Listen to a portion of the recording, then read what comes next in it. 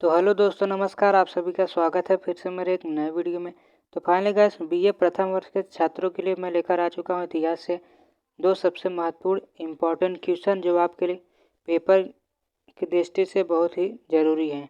तो चैप्टर 1 है आज हमारा। तो आज चैप्टर 1 के बारे में पढ़ेंगे और इससे संबंधित सिर्फ दो ही प्रश्न आपके लिए लेकर आया हूँ जो कि बहुत ही इम्पोर्टेंट है। अगर आप इन दोनों प्रश्नों को पढ़ लेते हैं तो आपका ऑब्जेक्टिव क्वेश्चन प्लस लघु दीर्घ सभी इसी में आ जाएंगे। तो पहला प्रश्न हमारा है, तो चैप्टर का नाम देखेंगे इधर, संस्कृति एवं परंपरा का परिचय। तो चैप्टर का नाम यही है। उसके बाद प्रश्न हमारा है, सभ्यता एवं संस्कृति का तात्पर्य है, दोनों के अंतर को स्पष्ट कीजिए, अथवा सभ्यता एवं संस्कृति के पारस्परिक संबंधों पर प्रकाश डालिए। तो फिलहाल गाइस ये प्रश्न है। उसके बाद सभ्यता के बारे में हमको लिखना है। सभ्यता जो पहले से चली आ रही है, पहले के मानव कैसे थे। पहले के मनुष्य जो थे जंगलों में रहते थे, बिना घर बनाकर वैसे रहते थे और फल फूल खाते थे, वैसे ही जीवन व्यतीत करते थे। उसके बाद गीते गीते उनकी अपनी एक एक सभ्यता बनी। तो चलिए हम उत्तर देखते हैं। इसी को ध्यान से पढ़ना है क्योंकि उत्तर तो इतना बड़ा बड़ा रहता है, याद तो होगा नहीं। एक बार अगर ध्यान से पढ़ लें तो कुछ कंसेप्ट दिमाग में घुस जाएगा, उसके बाद पेपर में बना के लिख देना है। तो चलिए उत्तर देखते हैं। आधुनिक युग में सभ्यता एवं संस्कृति शब्द का बहुत अधिक प्रयोग होता है। बहुधा सभ्यता एवं संस्कृति को एक ही अर्थ में मान लिया जाता है, जो गलत है। अतः सभ्यता एवं संस्कृति का सही अर्थ समझना आवश्यक है। सभ्यता का अर्थ। भूगर्भ शास्त्रियों एवं जीवन शास्त्रियों का विचार है कि हिमयुग शरीरधारी मानव प्राणियों का विकास प्रारंभ हो गया था। आज से 6 लाख वर्ष अथवा इससे भी अधिक पहले इस पृथ्वी पर मनुष्य पशुओं के साथ इधर उधर नग्न घूमता रहा। पृथ्वी पर कंदमूल फल जो अपने आप में उत्पन्न हो जाता था, उसी से अपना पेट भरता था। उस समय न तो उसके पास परिधान था और न ही निवास के लिए घर था। एक प्रकार से आदि मानव पूर्णतः बर्बर जंगली जीवन व्यतीत कर रहा था। सैन्य प्रागैतिहासिक काल में आदि मानव ने कुछ प्रगति की। अब कदाचित नग्न रहना अच्छा नहीं लगा और उसने अपने शरीर पत्तियों से ढकना प्रारंभ कर दिया। भीषण गर्मी, शरीर में कंपन करने वाली शीत तथा मूसलाधार वर्षा से बचने के लिए वह अब गुफाओं में रहने लगा। धीरे धीरे अनेक पाषाण हथियारों का प्रयोग किया, इसलिए इस काल को पाषाण काल के नाम से पुकारा जाता है। इसके पश्चात मानव धातु एवं लौह की जानकारी प्राप्त कर कुल्हाड़ी, भाले, बच्च, तलवार आदि बनाने लगे। ऊन, सन व रुई से परिधान बनाने लगे। घास फूस की झोपड़ियाँ बनाकर निवास करने लगे। मनुष्य ने प्राकृतिक शक्तियाँ वायु, अग्नि, जल आदि का उपयोग कर अपने शरीर और विकास किया। अब वह पकी ईंटों के मकान बनाकर रहने लगे। सिंधु घाटी के निवासी पकी ईंटों के बने मकानों में ही निवास करते थे। इस प्रकार के धीरे धीरे आदि मानव क्रमशः विकास किया और बर्बर जंगली जीवन से सभ्यता की ओर अग्रसर हुआ। इस प्रकार प्रकृति द्वारा तथ्यों एवं शक्तियों के आधार पर मनुष्यों ने अपने भौतिक जीवन में असाधारण प्रगति की। हम उसी को सभ्यता यानी सिविलाइजेशन के नाम से पुकारते हैं। उसके बाद है संस्कृति का अर्थ। मानव और पशु में प्रारंभ से ही एक महत्वपूर्ण अंतर है जिससे मनुष्य पशु से भिन्न हो गया। मानव के पास बुद्धि है और पशु के पास बुद्धि का अभाव नहीं है। इसलिए कहा गया है कि बुद्धि के अभाव में मनुष्य पशु है। बुद्धि के कारण ही मानव चिंतन एवं तर्क करता है। मानव एक विवेकशील प्राणी है। उस विवेक के कारण धर्म, दर्शन और कला का उद्भव एवं विकास हुआ। धर्म और दर्शन के आधार पर मनुष्य ने अपने को परिष्कृत किया। अतः मानव अपनी बुद्धि का प्रयोग कर विचार और कर्म द्वारा अपने को परिष्कृत करता है। उसे संस्कृति कहते हैं। संस्कृति के यदि शाब्दिक अर्थ पर विचार किया जाए तो संस्कृति शब्द सम उपसर्ग पूर्वक कृति धातु में सुट आगाम सहित वित्तन प्रत्यय लगाकर बना है, जिसका तात्पर्य है सुधरी हुई अथवा परिष्कृत कृति। अंग्रेजी में संस्कृति को कल्चर कहा जाता है, जिसका अर्थ है रिफाइन। अर्थात परिष्कृत करना है। अतः जब मनुष्य अपनी बुद्धि एवं विवेक के आधार पर अपने को परिष्कृत करता है तो उसे संस्कृत कहा जाता है। परिभाषाएं। संस्कृत की परिभाषा अनेक विद्वानों ने दी है जो निम्नलिखित हैं।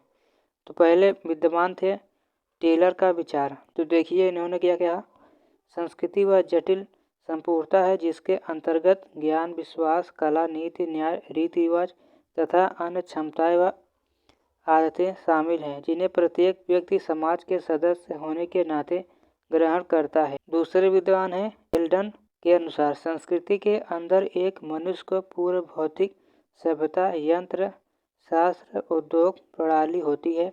दूसरी ओर अभौतिक या आध्यात्मिक सभ्यता होती है जैसे भाषा, साहित्य, कला, धर्म, नैतिकता, न्याय एवं शासन। उसके बाद तीसरे विद्वान हैं हावेल का विचार। संस्कृति को सीखे हुए व्यवहारों का कुल योग कहा है। वह समाज के सदस्यों की विशेषता है, जैविकी गुण का परिणाम नहीं है। चौथे विद्वान हैं मैथ्यू आर नोडाल्ड का कथन है, जो कुछ सबसे अच्छा सोचा गया है अथवा जाना गया है वही संस्कृत है।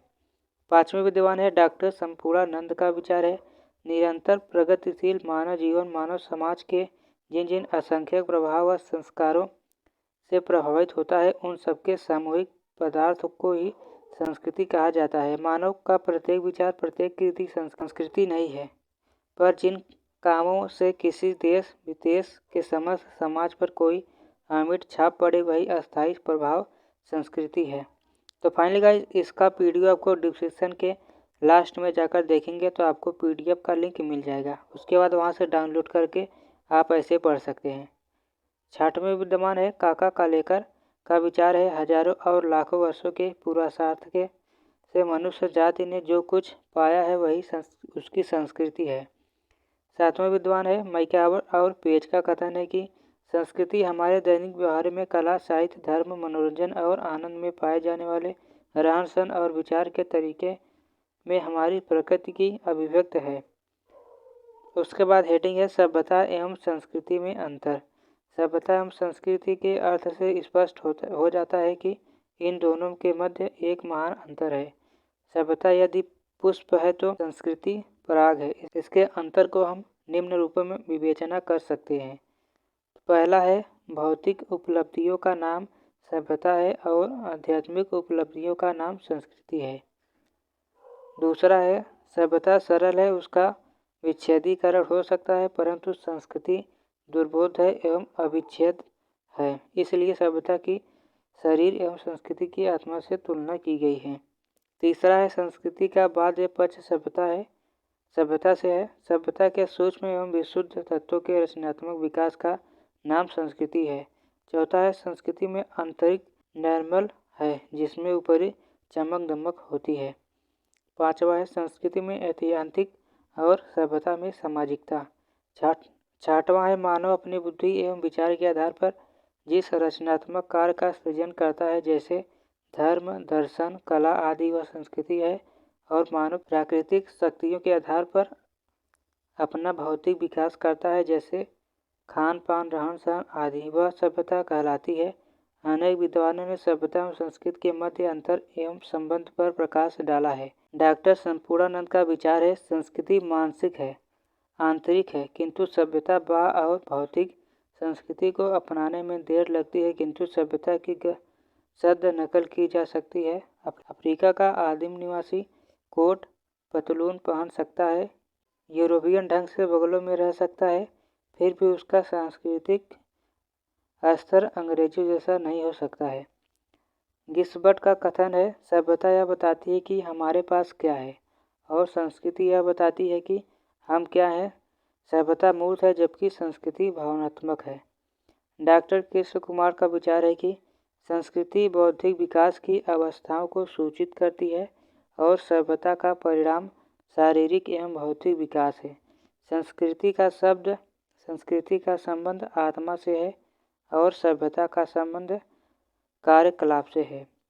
एक अन्य विद्वान के अनुसार दार्शनिक भाषा में अपर विद्या का नाम सभ्यता एवं परा विद्या का नाम संस्कृति है।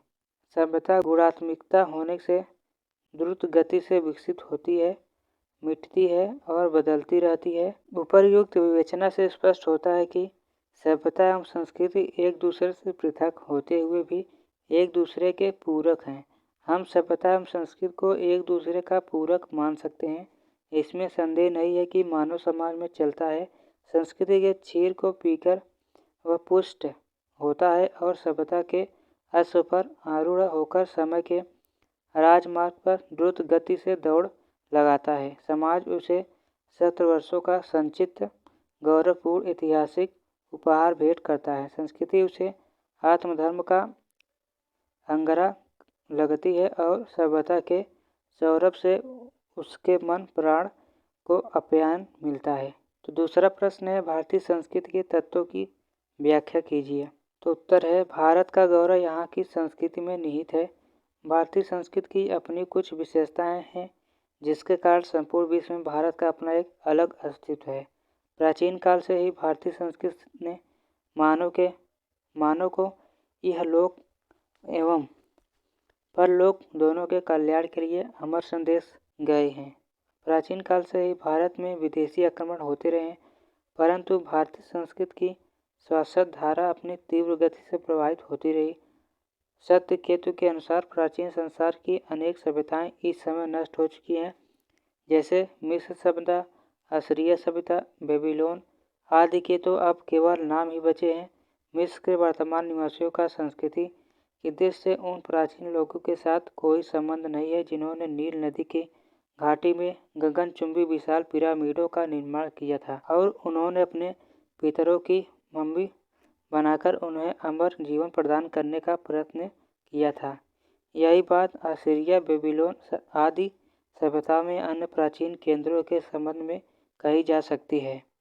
मिस्र और असीरिया की सभ्यताएं काल की दृष्टि से भारतीय सभ्यता के समान ही प्राचीन थी, पर उनके भी बहुत समय बाद यूनान एवं रोम की जो सभ्यताएं विकसित हुई वे भी अब नष्ट हो चुकी हैं। पर भारत की प्राचीन सभ्यता और संस्कृति हजारों साल बीत जाने पर भी अब तक कायम है। भारत का धर्म अब भी वैदिक है। इस देश के पुरोहित व ब्राह्मण आज भी वेद मंत्रों द्वारा यज्ञ कुंड में आहुति देकर देवताओं व प्राकृतिक शक्तियों को तृप्त करते हैं। बुद्ध और महावीर जैसे महात्माओं ने अहिंसा और प्राणी मात्र के प्रति मैत्री भावना का जो उपदेश दिया था वह आज भी इस देश में जीवित है और जागृत है।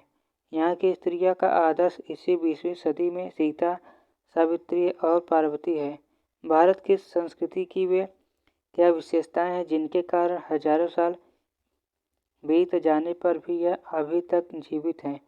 यवन, शक, चु, ईसु, कुषाण, हुड़, तुर्क, अफगान, मुगल, इंग्लिश इन सब विदेशियों के आक्रमण व शासन से इस संस्कृति को नष्ट न कर सके।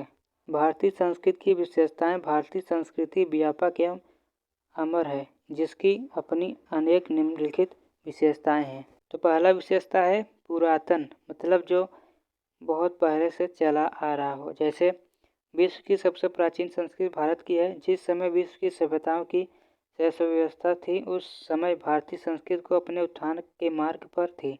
महात्मा गांधी का कथन है कि पश्चिम में जिस प्रकार भौतिक वस्तुओं के संबंध में आश्चर्यजनक शोधक हुआ, उसी प्रकार हिंदुओं ने धर्म संबंधी एवं आत्मा से उससे भी आश्चर्यजनक शोध किए। लेकिन इन महान एवं सुंदर शोधों को देखने के लिए हमारे पास आंखें नहीं। पश्चिम सभ्यता ने जो भौतिक उन्नति की है उसी से हमारी आंखें चौधिया गई हैं।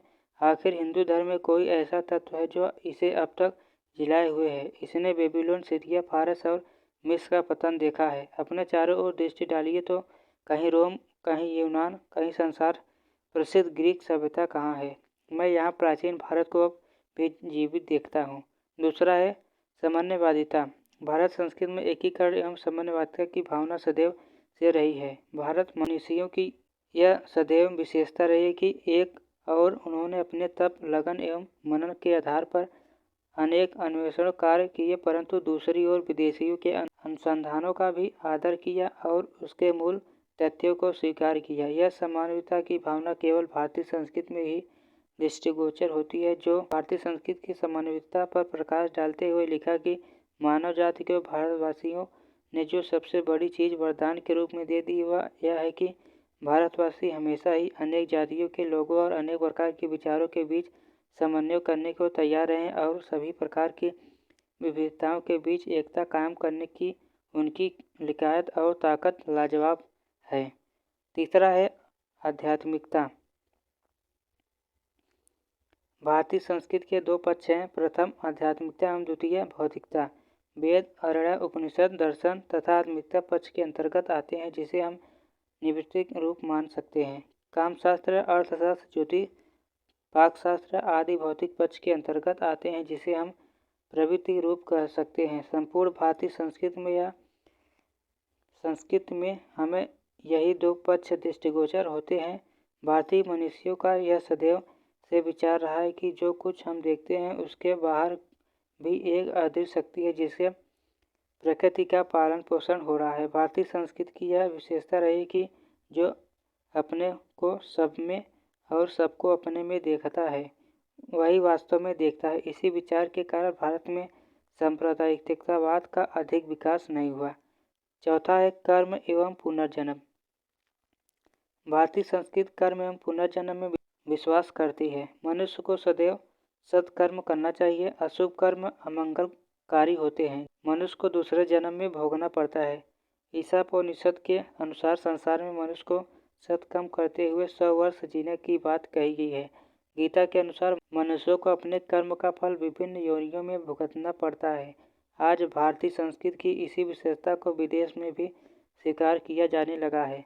मैक्स मुलर का विचार है कि यूरोपी को यह ध्यान अब आ रहा है कि पुनर्जन्म और विभिन्न योनियों में जन्म कुछ मनगढ़ंत नहीं बल्कि सत्य घटना है। पांचवा है वेद परायणता या अपरवादवाद। हमारे भारतीय ऋषियों ने 63 करोड़ देवताओं की कल्पना की है। मनुष्य इहलोक एवं परलोक में सुख शांति के लिए इन देवताओं का यज्ञ पूजन एवं अर्चन करता है। भारतीयों का यह सदैव से विचार था कि वह जो कुछ करता है ईश्वर के लिए करता है, अपने लिए कुछ नहीं। स्वाभाविक है कि इस प्रवृत्ति के कारण मनुष्य को सदैव सत्कर्म ही करना चाहिए। गीता में कहा गया है कि तुम जो काम करते हो, जो खाते हो, जो दान देते हो, जो तप करते हो, ब्रह्मपर्ण बुद्धि से ही करते हो। ऐसे प्रत्येक क्रिया ईश्वरपर्ण होगी। भारतीय संस्कृति अवतारवाद पर भी विश्वास करती है। पृथ्वी पर जब जब संकट की घड़ी आई है तब तब भगवान ने अनेक अवतार के रूप में जन्म लिया है। उदाहरण भगवान विष्णु की पूजा उनके 10 अवतार के रूप में हुई, जैसे मत्स्य अवतरण, बारह अवतरण, कूर्म अवतरण, नृसिंह अवतरण, राम अवतरण, किसरा अवतरण, परशुराम अवतरण, बुद्ध अवतरण एवं कलिक अवतरण। छठा है धर्म की प्रधानता। भारत सदैव से ही एक धर्म प्रधान देश रहा है। यहाँ पर एक और वैदिक धर्म, जैन धर्म एवं बौद्ध धर्म का विकास हुआ तो दूसरी ओर इस्लाम धर्म एवं ईसाई धर्म का भी प्रचार प्रसार हुआ। प्राचीन भारतीय मनीषियों को तो यहाँ तक विचार था कि धर्म अभाव में मनुष्य एवं पशु में कोई अंतर नहीं, क्योंकि आहार, निद्रा, भय, मैथुन मनुष्य एवं पशु के समान होता है, केवल धर्म का ही अंतर है। सातवां है वर्णाश्रम व्यवस्था। प्राचीन भारतीय समाज में वर्ण व्यवस्था की गई थी। ब्राह्मण, क्षत्रिय, वैश्य, शूद्र। ऋग्वेद में 10 मंडल में वर्णन मिलता है कि ब्राह्मण के मुख से ब्राह्मण, भुजाओं से क्षत्रिय, जांघों से वैश्य तथा चरणों से शूद्र की उत्पत्ति हुई। यदि प्राचीन साहित्य का अवलोकन किया जाए तो विदित होता है कि भारतीय समाज में वर्ण की व्यवस्था कर्म के आधार पर हुई थी। ब्राह्मण का कर्म तप, तपस्या, अध्ययन एवं अध्यापन कराना। क्षत्रिय का कर्म राजतंत्र कर्म एवं देश की रक्षा करना। वैश्य का कर्म व्यापार एवं व्यवसाय करना तथा शूद्र का कर्म सेवा करना था। समाज में इसी प्रकार 4 आश्रम की भी व्यवस्था थी, ब्रह्मचर्य, गृहस्थ, वानप्रस्थ एवं संन्यास। इन 4 आश्रमों के मार्ग पर चलकर मनुष्य मोक्ष को प्राप्त कर सकते हैं। आठवां है संस्कार। भारतीय संस्कृति में संस्कार का भी बड़ा महत्व है। यह संस्कार गर्भावस्था से लेकर मृत्यु तक चलते रहते हैं। संस्कारों की कुल संख्या 16 बतलाई गई है। गर्भधान, पुष्पवदन, समंतप्रयन, जातकर्म, नामकरण, निष्कर्मण, अन्नपासन, चूड़कर्मण, कर्णभेद, उपनयन, वेदारंभ, समवर्तनम विवाह, वानप्रस्थ, संन्यास एवं अंत्योष्ठि संस्कार। भारतीय मनीषियों के अनुसार संस्कार ही कर्म का बीज एवं सृष्टि के कारण है। 9 है चार पुरुषार्थ। जिस प्रकार भारतीय संस्कृति में संस्कार का महत्व है, उसी प्रकार चार पुरुषार्थ धर्म, अर्थ, काम, मोक्ष का पुरुषार्थ के माध्यम से ही व्यक्ति सांसारिक सुख का भोग करते हुए धर्म के मार्ग पर चलकर मोक्ष को प्राप्त कर सकता है। पुरुषार्थ के अभाव में मानव जीवन व्यर्थ है। 10वां है लोक कल्याण एवं लोक रंजन की भावना। भारतीय संस्कृति विश्व बंधुता एवं विश्व कल्याण की भावना से ओतप्रोत है। भारतीयों का यह विचार था कि जिनका स्वार्थ ही परोपकार करने में है, वे ही मानवता के नेता है। यहाँ पर सदैव वसुधैव कुटुंबकम के सिद्धांत का पालन किया गया है। हमारे देश में सदैव से ही दूसरों की मंगल कामना की गई है। सर्वे भवन्तु सुखिनः, सर्वे सन्तु निरामयाः, सर्वे भद्राणि पश्यन्तु कश्चित् दुःख भाग्भवते। अर्थात सभी लोग सुखी हों, सभी लोग रोग रहित हों, सभी लोग कल्याण देखें, कोई दुख का भागी न हो। तो फिलहाल गाइस आज ये था हमारा 2 सबसे मुख्य दीर्घ उत्तरी प्रश्न, जिसमें बहुविकल्पी प्रश्न भी आ सकते हैं। तो इन्हीं में से आएंगे और अतिलघु और लघु जितने भी प्रश्न हैं अगर बनेंगे तो इसी से। तो आज का वीडियो हम यही करेंगे एंड। तो चलिए मिलते हैं अगले वीडियो में, तब तक के लिए धन्यवाद। जय हिंद।